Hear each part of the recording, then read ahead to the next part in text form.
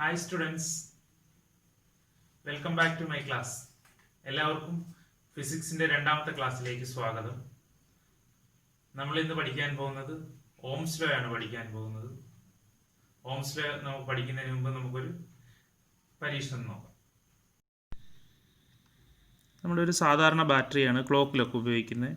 1.5 വോൾട്ടിൻ്റെ battery, AA battery എന്ന് പറയും. നമ്മൾ ഇതുപോലുള്ള ബാറ്ററി നമ്മൾ രണ്ടെണ്ണം നമ്മൾ ഉപയോഗിക്കുകയാണ്. രണ്ടെണ്ണം ഉപയോഗിച്ചതിന് ശേഷം നമ്മളൊരു LED കത്തിക്കാൻ ശ്രമിക്കുകയാണ്. നമ്മൾ രണ്ട് ബാറ്ററികൾ വെച്ചിട്ട് ഒന്ന് ഈ LED കത്തിക്കാൻ ശ്രമിക്കുകയാണ്. രണ്ടും ഒരുപോലെയാണ് വെച്ചിരിക്കുന്നത്. നമ്മളിങ്ങനെ വെച്ചിട്ട് കണക്ട് ചെയ്യുമ്പോൾ നോക്കുക, LED കത്തുകയില്ല. അടുത്തായിട്ട് നമ്മൾ ഒരു സൈഡിൽ രണ്ട് സെല്ലുകൾ ഒരുപോലെയും മറ്റേ സൈഡിൽ ഒരു സെല്ലും വെച്ചിട്ട് നമ്മൾ നോക്കുകയാണ്. ഇപ്പോൾ നോക്കൂ, നമ്മുടെ LED ചെറുതായിട്ട് കത്തുന്നുണ്ട്. ഓക്കെ, അടുത്തതായിട്ട് നമ്മൾ ഒരു സൈഡിൽ ഒരേപോലെ 3 ബാറ്ററികളും മറ്റേ സൈഡിൽ ഒരു ബാറ്ററിയും വെച്ചിട്ട് നമ്മൾ ഈ LED കത്തിക്കാൻ ശ്രമിക്കുകയാണ്. നോക്കാം നമുക്ക്. ഇപ്പോൾ കണ്ടോ, LED നല്ലതുപോലെ നല്ല പ്രകാശത്തിൽ കത്തുന്നുണ്ട്.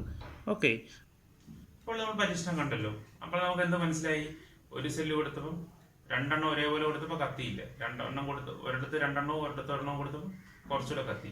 ഒരിടത്ത് 3 എണ്ണവും വേറിടത്ത് ഒരെണ്ണം കൊടുത്തപ്പോൾ കുറച്ചുകൂടെ നല്ലോണം കത്തി. അപ്പം നമുക്കതിനെ നോക്കുകയാണെങ്കിൽ നമുക്ക് എങ്ങനെ നോക്കാം? ഒരു സെല്ല്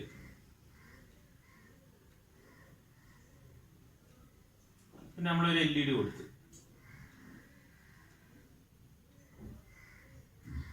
പ്ലസ് ഇത് മൈനസ്, ഇത് പ്ലസ് ഇത് മൈനസ്, ഇങ്ങനെ ഒരേപോലെ രണ്ട് ബാറ്ററികൾ നമ്മൾ കൊടുത്തിരുന്നു. അതിനുശേഷം ആ ബാറ്ററിയുടെ വോൾട്ടേജ് എത്രയായിരുന്നു? 1.5 വോൾട്ടും 1.5 വോൾട്ടുമാണ്. ഇപ്പൊ ഇവിടുത്തെ വോൾട്ടേജ് അല്ലെങ്കിൽ ഇവിടുത്തെ പൊട്ടൻഷ്യൽ എന്ന് പറയുന്നത് എന്താണ്? 1.5 വോൾട്ടാണ്. ഇവിടുത്തെ പൊട്ടൻഷ്യൽ അല്ലെങ്കിൽ ഇവിടുത്തെ വോൾട്ടേജ് എന്ന് പറയുന്നത് 1.5. എ എന്ന് പറയുന്ന സ്ഥലത്ത് 1.5 വോൾട്ട്, ബി എന്ന് പറയുന്ന സ്ഥലത്തും 1.5 വോൾട്ട്. അപ്പോൾ 1.5 വോൾട്ട് 1.5 വോൾട്ടും ആയതുകൊണ്ട് ഈ രണ്ട് സ്ഥലത്ത് എന്ത് ചെയ്തു? ഒരേ പൊട്ടൻഷ്യലാണ് അല്ലെങ്കിൽ ഒരേ വോൾട്ടേജ് ആണ്. അതുകൊണ്ട് എന്ത് ചെയ്യും? കറണ്ട് എങ്ങോട്ടും ഒഴുകത്തില്ല. കറണ്ട് എന്ന് പറയുന്നത് എങ്ങനെയാണ്? പൊട്ടൻഷ്യൽ വ്യത്യാസം ഉണ്ടെങ്കിൽ മാത്രമേ ഒഴുകത്തുള്ളൂ. വെള്ളം പോലെയാണ്. വെള്ളം എന്ന് പറയുന്നത് ഒരേ ഉയരത്തിൽ ഇരിക്കുന്ന വെള്ളത്തിന് എന്താണ്? രണ്ടിനും ഒരേ പൊട്ടൻഷ്യൽ എനർജി. അപ്പൊ വെള്ളം ഒഴുകും. എന്ത് ചെയ്യും? ഒന്ന് ഉയരത്തിൽ ഒന്ന് താഴെയാണെങ്കിൽ ഉയർന്ന പൊട്ടൻഷ്യലിൽ നിന്നും താഴ്ന്ന പൊട്ടൻഷ്യലിലേക്ക് വെള്ളം ഒഴുകും. അതുപോലെ തന്നെ കറണ്ടും എന്താണ്? Current flows from high potential to low potential. ഉയർന്ന പൊട്ടൻഷ്യലിൽ നിന്നും താഴ്ന്ന പൊട്ടൻഷ്യലിലേക്ക് കറണ്ട്. പിന്നീട് നമ്മൾ ചെയ്ത് എന്താണെന്ന് വെച്ചാൽ ഇവിടെ എന്ത് ചെയ്ത്? ഇവിടെ നമ്മൾ രണ്ട് സെല്ല് കൊടുത്തു അല്ലെങ്കിൽ രണ്ട് ബാറ്ററി കൊടുത്തു. അപ്പൊ 1.5 എത്രയായി? ഇവിടെ 3 ആയി. അപ്പുറത്ത് എത്രയായി? 1.5 തന്നെ. അപ്പൊ 1.5 3 തമ്മിൽ എത്രയുടെ വ്യത്യാസമുണ്ട്? 1.5 3 തമ്മിൽ 1.5യുടെ വ്യത്യാസമുണ്ട്. അപ്പൊ 1.5യുടെ ഡിഫറൻസ് ഉണ്ട്. അതുകൊണ്ട് കറണ്ട് ഒഴുകി, ഒരു കറണ്ട് ഒഴുകി. ഇനി രണ്ടാമത് നമ്മൾ നോക്കി, വേറെ രണ്ടാമത് അടുത്തതായിട്ട് നമ്മൾ എന്ത് നോക്കി? വീണ്ടും LED കൊടുത്തു. എങ്ങനെ കൊടുത്ത്? ഒരു സൈഡിൽ നമ്മൾ 3 ബാറ്ററി കൊടുത്തു, അപ്പുറത്ത് എന്ത് ചെയ്തു? ഒരെണ്ണം കൊടുത്തു. അപ്പൊ ഇവിടെ എത്രയുണ്ട്? ഇവിടെ 1.5 ഉണ്ട്. ഇവിടെ 3 1.5 ഉണ്ട്. 1.5 കൂടെ ചേർത്തപ്പോൾ 1.5 3 3ഉം 1.5 കൂടെ ചേർത്തപ്പം 4.5 ആയി. അപ്പൊ ഇവിടെ എത്രയുണ്ട്? 4.5യും 1.5യും തമ്മിൽ എത്രയുടെ വ്യത്യാസമുണ്ട്? 3ന്റെ വ്യത്യാസമുണ്ട്. അപ്പോൾ 3 വോൾട്ടിന്റെ വ്യത്യാസമുണ്ട്. 3 എയും ബിയും തമ്മിൽ എന്ത് ചെയ്ത്? 3 വോൾട്ടിന്റെ പൊട്ടൻഷ്യൽ വ്യത്യാസം. അപ്പൊ 3 വോൾട്ടിന്റെ കറണ്ട് ഒഴുകി. നേരത്തെ എത്രയാണ്? 3ഉം 1.5യും തമ്മിൽ എത്രയുടെ വ്യത്യാസം ഉണ്ടായിരുന്നു? 1.5 വോൾട്ടിന്റെ പൊട്ടൻഷ്യൽ വ്യത്യാസം ഉണ്ടായിരുന്നു. അതുകൊണ്ട് അതിന്റെ കറണ്ട് ഒഴുകി. ഇത് തമ്മിൽ എത്ര വ്യത്യാസമുണ്ട്? 4.5യും 1.5യും തമ്മിൽ എത്രയുണ്ട്? 3ന്റെ വ്യത്യാസം. കൂടുതൽ വ്യത്യാസമുള്ളപ്പോൾ എന്ത് ചെയ്ത്? കൂടുതൽ കറണ്ട് ഒഴുകി. കുറച്ച് വ്യത്യാസമുള്ളപ്പോൾ എന്ത് ചെയ്ത്? കുറച്ച് കറണ്ട് ഒഴുകി. പൊട്ടൻഷ്യൽ വ്യത്യാസം ഇല്ലാതിരുന്നപ്പോൾ എന്ത് ചെയ്ത്? കറണ്ട് ഒഴുകിയില്ല. അപ്പോൾ ഇതാണ് ഓംസ് ലോ. എന്താണ് ഓംസ് ലോ എന്ന് പറയുന്നത്? ഓംസ് ലോ പറയുന്നത് ഇപ്പൊ നമ്മൾ ഒരു ചാലകത്തിൽ കൂടി പ്രവഹിക്കുന്ന കറണ്ട് എന്ന് പറയുന്നത് അല്ലെങ്കിൽ വൈദ്യുതി എന്ന് പറയുന്നത് ആ ചാലകത്തിന്റെ പൊട്ടൻഷ്യൽ അഗ്രങ്ങൾക്കിടയിലുള്ള പൊട്ടൻഷ്യൽ വ്യത്യാസത്തിന് നേർ അനുപാതത്തിലായിരിക്കും. The current flowing through a conductor is directly proportional to the potential difference between its ends. അല്ലെങ്കിൽ നമ്മൾ പറയുകയാണെങ്കിൽ എങ്ങനെ പറയും? നമ്മൾ പറയുന്നത് ഇങ്ങനെയാണ്. എന്താണ്? The current flowing through a conductor is directly proportional to the potential difference across its ends. അതിനൊരു കണ്ടീഷൻ കൂടെ ഉണ്ട്, താപനില തുല്യമായിരിക്കണം. At constant temperature the current flowing through a conductor is directly proportional to the potential difference across its ends. നിശ്ചിത താപനിലയിൽ ഒരു ചാലകത്തിൽ കൂടി പ്രവഹിക്കുന്ന കറണ്ട് എന്ന് പറയുന്നത് അതിന്റെ അഗ്രങ്ങൾക്കിടയിലുള്ള പൊട്ടൻഷ്യൽ വ്യത്യാസത്തിന് നേർ അനുപാതത്തിലായിരിക്കും. അപ്പോൾ ഇതെന്താണ്? Potential difference. ഇതിനെ നമ്മൾ പൊട്ടൻഷ്യൽ ഡിഫറൻസ് എന്ന് പറയും.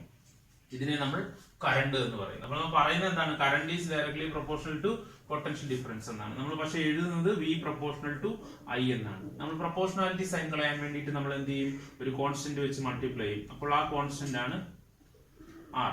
അപ്പോൾ V is equal to IR എന്ന് പറയുന്നതാണ് നമ്മുടെ ഓംസ് ലോ. എന്താണ് V is equal to IR?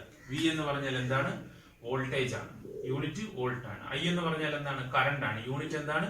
Ampere ആണ്. R എന്ന് പറഞ്ഞാൽ എന്താണ്? റെസിസ്റ്റൻസ് ആണ്, യൂണിറ്റ് എന്താണ്? ഓം ആണ്. അപ്പൊ നമ്മൾ V is equal to IR. അപ്പൊ നമുക്ക് അടുത്തതായിട്ട് I കണ്ടുപിടിക്കണം. എന്ത് ചെയ്യണം? V നെ R നെ ഇങ്ങോട്ട് ഉണ്ട്. അപ്പോൾ I is equal to എന്തെഴുതി? V by R എന്ന് എഴുതാം. ഇനി വീണ്ടും നമ്മൾ R കണ്ടുപിടിക്കുന്നത് I ഇങ്ങോട്ട് ഉണ്ട്. അപ്പോൾ R is equal to V by I. അപ്പൊ നമ്മൾ R is equal to എന്ത് എഴുതാം? V by I എന്ന് എഴുതാം. അപ്പൊ ഓംസ് ലോ എന്താണ്? 3 ഇക്വേഷൻ എഴുതി കഴിഞ്ഞാൽ V equal to IR, R is equal to V by I is equal to V by R. ഇത് മൂന്നും നമ്മൾ പഠിക്കുന്നത്. അങ്ങനെ കാണാതെ പഠിക്കാൻ എളുപ്പമാണ്. എന്താണ് എളുപ്പം? ഒരു ട്രയാങ്കിൾ വരയ്ക്കുക. ട്രയാങ്കിളിൽ മുകളിൽ V എന്ന് എഴുതുക, താഴെ I എന്ന് എഴുതുക, അതിന്റെ താഴെ R എന്ന് എഴുതുക. ഇത് നമ്മൾ എന്ത് ചെയ്യും? V കണ്ടുപിടിക്കണമെങ്കിൽ V പൊത്തിപ്പിടിക്കുക. അപ്പോൾ V is equal to IR. I കണ്ടുപിടിക്കണമെങ്കിൽ I പൊത്തിപ്പിടിക്കുക. അപ്പോൾ I is equal to V by R. R കണ്ടുപിടിക്കണമെങ്കിൽ നമ്മൾ R പൊത്തിപ്പിടിക്കുക. അപ്പോൾ R is equal to V by I. ഇത്ര ഉള്ള ഓംസ് ലോ. ഇതാണ് ഓംസ് ലോയുടെ ട്രയാങ്കിൾ എന്ന് പറയുന്നത്.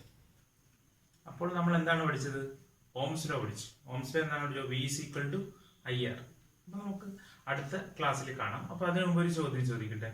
നമ്മളൊരു റൂമില് 3 ബൾബുകൾ കിടപ്പുണ്ട്. പുറത്ത് 3 സ്വിച്ചുകളുണ്ട്. അപ്പൊ നമ്മൾ പുറത്ത് നിന്ന് സ്വിച്ച് ഇട്ടാൽ അകത്ത് ബൾബ് കത്തും. പക്ഷെ നമുക്ക് പുറത്ത് നിന്ന് നോക്കിയാൽ അകത്ത് കാണാൻ പറ്റത്തില്ല. അപ്പൊ നമ്മൾ സ്വിച്ച് ഇട്ടിട്ട് അകത്ത് കയറി ബൾബ് ഏതാന്ന് നോക്കാൻ നമുക്കറിയാം. പക്ഷെ ഒരു പ്രാവശ്യം അകത്ത് കയറാൻ പറ്റത്തുള്ളൂ. എന്നിട്ട് നമ്മൾ പുറത്തിറങ്ങിയിട്ട് പറയണം ഓരോ സ്വിച്ചും ഏത് ബൾബിന്റെ ആണെന്ന് പറയണം. അതായത് സ്വിച്ച് ഇടുക, 3 സ്വിച്ച് 3 ബൾബ്, അകത്ത് കയറിയിട്ട് ഒരു പ്രാവശ്യം കയറി ഇറങ്ങണം. എന്നിട്ട് ഏത് സ്വിച്ചാണ്